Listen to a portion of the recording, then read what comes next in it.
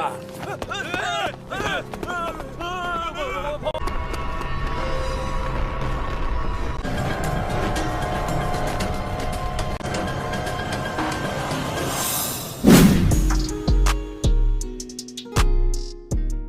guys, kembali lagi kita ke alur cerita film Donghua, yakni petualangan Tangshan bersama teman-temannya. Sebelum lanjut jangan lupa klik like, share, komen, dan subscribe-nya supaya nggak ketinggalan video terbaru lainnya. Yuk kita langsung aja ke filmnya.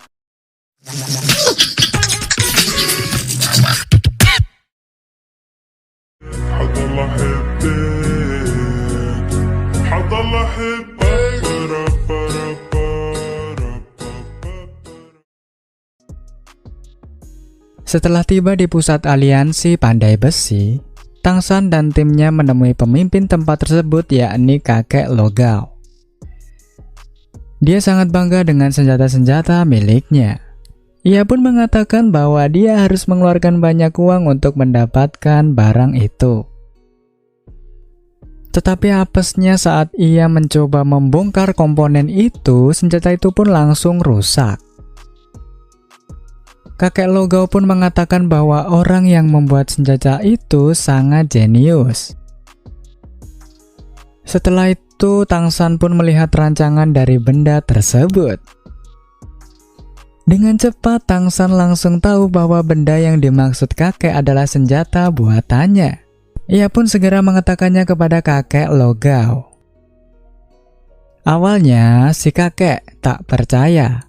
Tetapi setelah melihat reaksi kakek Titan, kakek itu pun langsung terkejut dan kegirangan.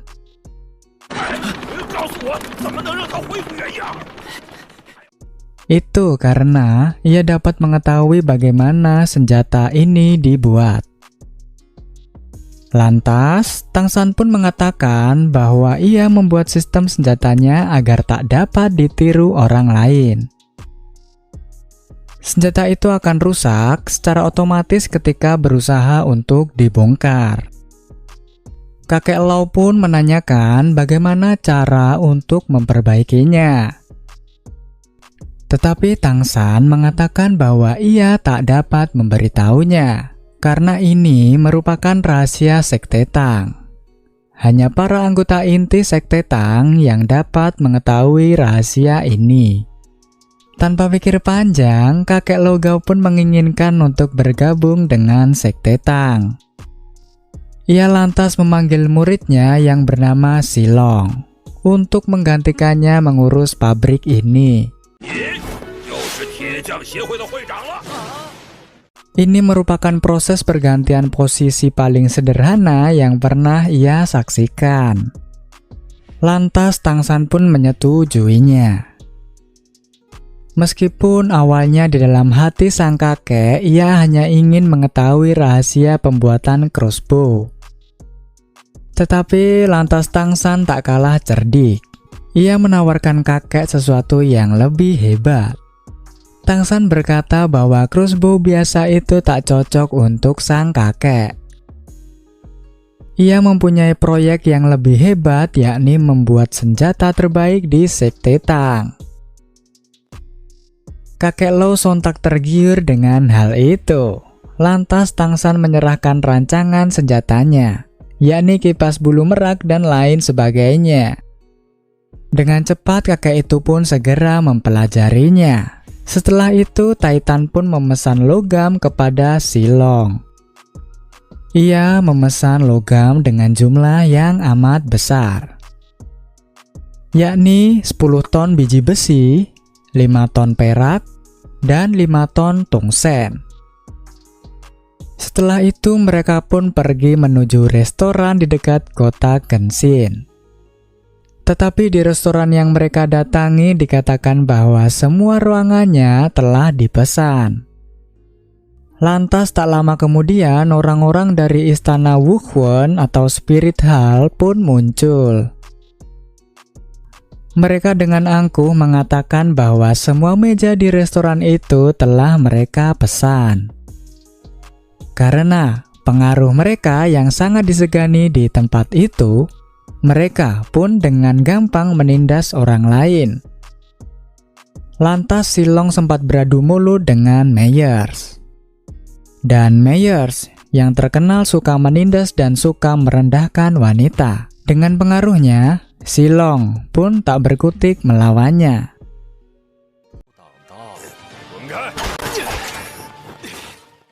Setelah itu, Meyers terlihat tertarik melihat Rongrong dan Xiaowu. Lantas ia pun mencoba mengintimidasi mereka. Tetapi dengan cepat Tang San pun menariknya dan mendorong Meyers hingga terjatuh. Tang San langsung menunjukkan token tetua dari istana Wuhuan yang membuat mereka semua ketakutan. Akhirnya mereka pun diusir dengan hina dari restoran itu. Tetapi karena hal itu, Silong jadi curiga bahwa Tang San merupakan bagian dari istana Wuhuan. Namun kakek Tan meyakinkannya bahwa Spirit Hall adalah musuh abadi mereka. Tetapi karena hari ini mereka telah mengusik Meyers, Tang San yakin bahwa Meyers suatu saat akan membuat perhitungan. Maka dari itu, Tang San menyuruh Phoenix untuk mengikutinya. Lalu Tang San menyuruh Silong mengatur agar Tang San dapat hadir di acara lelang itu. Dan terakhir, ia menugaskan Rongrong dan Oscar untuk berkeliling mencari bahan. Lantas mereka pun langsung menjalankan tugas masing-masing. Di samping Tang San yang terus meningkatkan kemampuannya. 2 hari setelahnya mereka pun bertemu di tempat yang sama. Rongrong pun dengan girangnya bertemu Tang San. Ia lantas langsung menunjukkan apa yang telah mereka dapatkan. Temuan Rongrong sangat mengejutkan. Ia telah menemukan potongan kristal emas. Dikatakan bahwa temuan ini dapat membuat 1000 rambut kristal naga. Selanjutnya ia juga menemukan kristal dingin. Silong pun berniat untuk melihat kemurniannya dengan teknik pandai besinya. Hasilnya sangat memuaskan. Logam ini mempunyai kemurnian yang sempurna. Lantas, Silong pun bertanya kepada Rongrong bagaimana ia dapat menemukan logam berharga ini. Ia pun menjawab, dengan kemampuan klan pagoda, Rongrong dapat merasakan logam mulia bahkan di dalam bongkahan batu sekalipun. Bahkan si pemilik toko pun takkan menyadari hal itu. Lantas Rongrong pun memberikan harta terakhir yang ia temukan. Hasilnya pun lebih mengejutkan dibanding sebelumnya. Karena hal itu, Tang San pun semakin yakin bahwa ia dapat membuat senjata legendaris terdahulu yang dapat menumbangkan istana Wuhuan. Tetapi mereka tak bisa berlama-lama. Sebentar lagi jadwal pelelangan akan segera dimulai.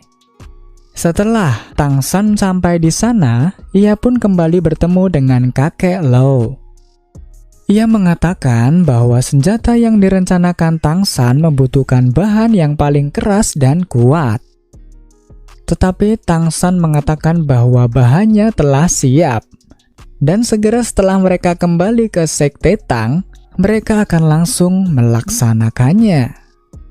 Kakek Lau pun ikut senang, karena mungkin inilah titik di mana pandai besi tak akan dianggap remeh lagi. Dan acara lelang pun segera dimulai, dengan Silong sebagai pembawa acara tersebut. Lelangan pertama adalah besi hitam yang digambarkan sangat langka. Apabila besi ini dicampurkan dengan logam lain, maka kekerasannya akan langsung meningkat. Harga awal dari benda ini adalah 20.000 koin emas. Dengan cepat, pelelang pun segera berlomba untuk menaikkan harga. Begitu juga dengan Tang San yang langsung menawarnya sebesar 30.000 koin emas. Tepat sebelum palu diketuk, terlihat ada seseorang yang menawarnya lebih tinggi, yaitu 40.000 koin emas. Orang itu tak lain dan tak bukan adalah Meyers dari Spirit Hall. Begitu juga dengan barang selanjutnya. Meyers dengan cepat menawar dengan harga tinggi, sehingga tak ada orang lain yang sanggup menawarnya. Tetapi seperti yang diduga, ia tak mungkin membayarnya. Kata Oscar, Meyers hanya akan menunda pembayaran hingga Spirit Hall dan Asosiasi Pandai Besi dapat bertemu dan bernegosiasi. Hal itu pasti akan membuat Spirit Hall dapat untung banyak, di mana pengaruh mereka menekan asosiasi dari berbagai sisi. Setelahnya, Tang San pun menyuruh Rongrong untuk tidak menawar harga yang ingin diambil Meyers, dan hanya menawar barang yang tak diminati Meyers saja. Tibalah kita di dua barang terakhir. Dua barang ini merupakan karya langsung dari Pandai Besi nomor 1, yakni Lo Gao. Barang itu bernama Peerless Flexible Armor. Armor ini dapat meregang menyesuaikan bentuk badan dan sekaligus dapat menahan serangan Spirit Master teknik roh ke-6. Dikatakan bahwa kakek Lo membutuhkan setidaknya 10 tahun untuk menemukan perpaduan yang cocok untuk membuat armor ini. Lantas tak tanggung-tanggung, armor ini dihargai 200.000 koin emas untuk satu armornya. Dengan cepat, Meyers pun menawar dengan 1 juta koin emas untuk armor tersebut. Ia berniat untuk memakainya, dan yang satu lagi ia hadiahkan kepada Yang Mulia Pontiff. Lantas setelah acara ini selesai, benar saja, Meyers hanya mengambil barang itu tanpa membayarnya sepeser pun. Tak puas dengan hal itu, Meyers pun berniat merampok kakek Lau dan mengambil seluruh barang berharga yang lainnya bersama pasukannya. Phoenix yang mengetahui hal itu pun langsung melaporkannya kepada Tang San. Lantas karena Tang San yang sudah tak tahan akan perlakuan Meyers, ia pun berniat untuk memusnahkan Meyers beserta pasukannya. Nah, bagaimanakah cerita selanjutnya? Kita akan saksikan di video selanjutnya. Jangan lupa untuk subscribe agar tak ketinggalan video-video terbaru. Dan sampai jumpa. 铁匠协会的东西提供给我们，那是他们的。